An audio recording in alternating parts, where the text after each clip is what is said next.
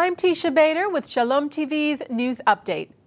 A new American Jewish Committee poll shows Jewish voters in the battleground state of Ohio favor President Obama over Mitt Romney 64% to 29%.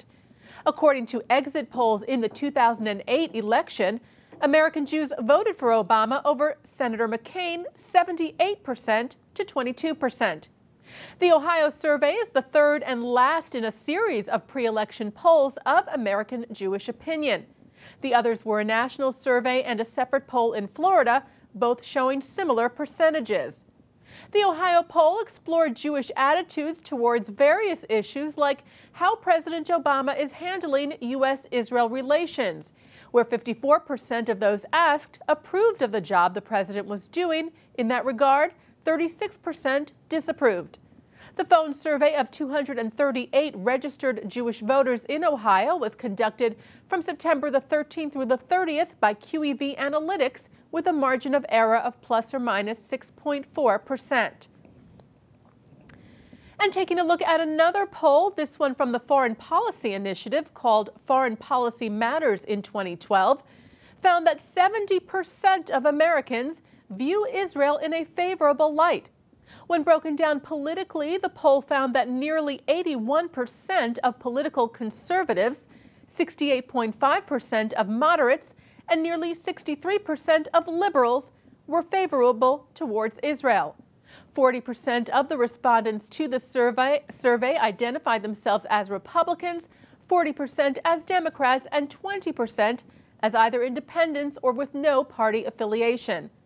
When participants were asked to name the country that is, quote, America's best ally in the world today, Israel came in second at 15.9%, with the United Kingdom coming in first at 54%.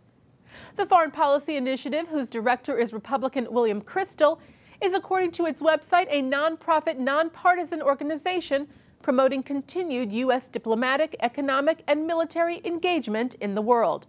The survey's margin of error is 3.1% on a sample of 1,000 likely voters and was conducted from September the 15th through the 17th by Basswood Research for the Foreign Policy Initiative.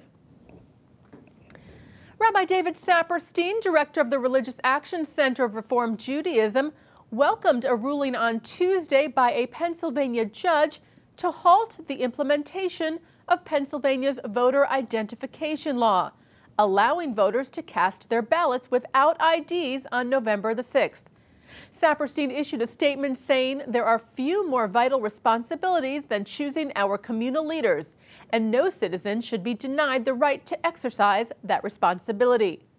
Saperstein said the law disenfranchises poor, minority, and elderly voters and is an affront to the principles of democracy and equality, calling for it to be permanently struck down.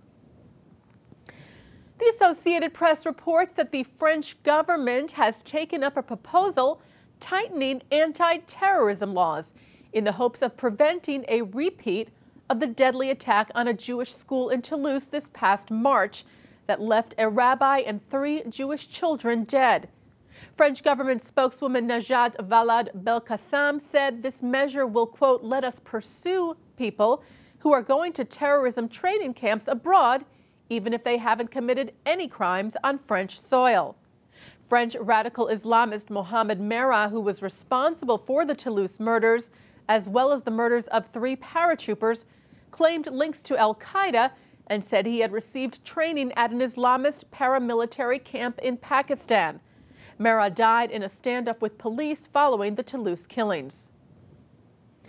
And staying with France, the JTA reports that French far-right leader Jean-Marie Le Pen said that B'nai B'rith had signed a pact with other politicians to keep him out of government.